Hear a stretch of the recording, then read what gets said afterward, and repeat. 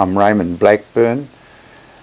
I was born in Whangarei here in '36 and brought up on farms, and I've had a wide experience of going to Australia and up into the islands and around, and my wife and I decided to come back here to retire. But going back to my childhood, I was in an abusive home.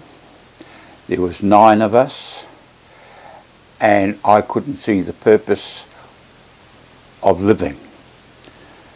And as a young child, I thought of suicide many times.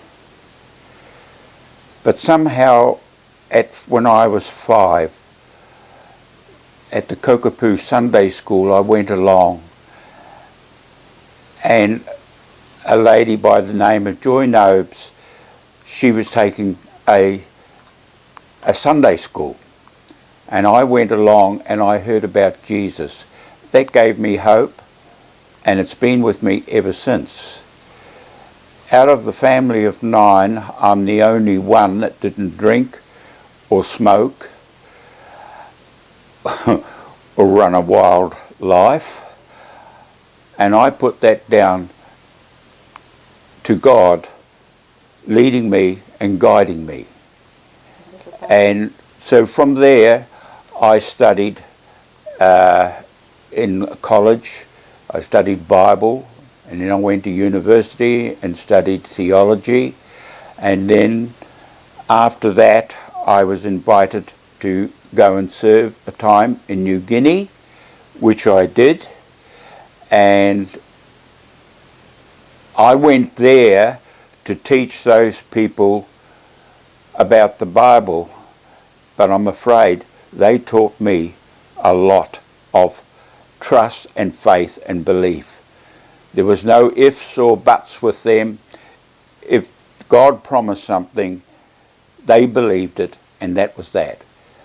I enjoyed my time in New Guinea as a missionary. It's a lot of hair-raising experiences. Yes, there was a time that I was very close to the cooking pot. This was in the late 60s and early 70s, and I might tell you that experience when I went up top of one of the mountains in Mount Hagen. I had befriended a young boy, and by doing that, if you were a friend of a child that belonged to that tribe, you were accepted.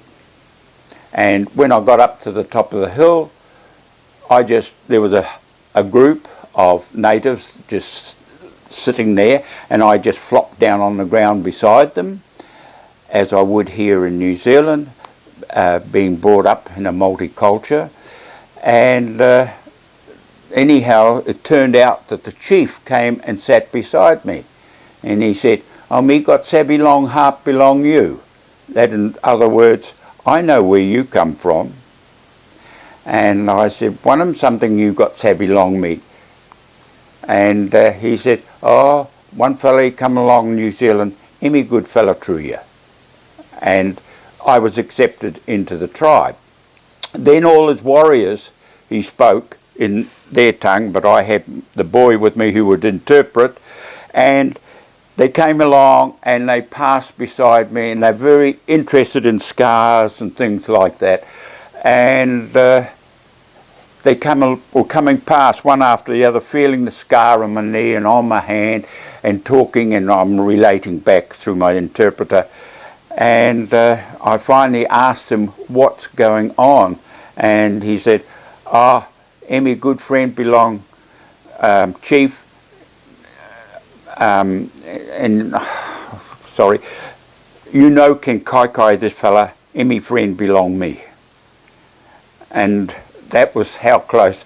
I thought, wow, thank the Lord that I had him on my side, and I was in this cannibal area, and I had that experience mainly because I just sat down and I fellowshiped with them, and I believe, as the Bible tells us, if you live a godly life, that exudes from you and it goes into other people, and they could realize this.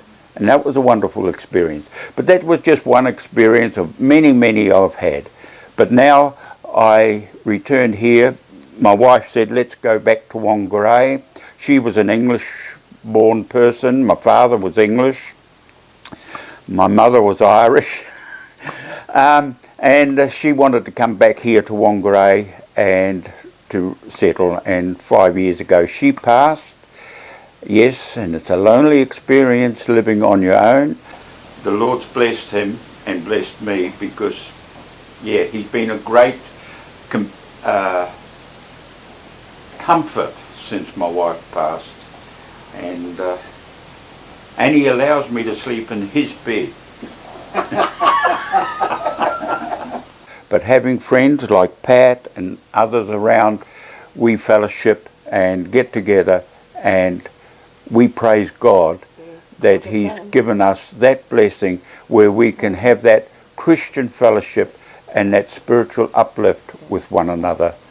And yeah, I'm looking forward to the day when the Lord will end all the strife that's here on this earth. I don't want to live forever like this. I'd rather be in the hands of God and be with him.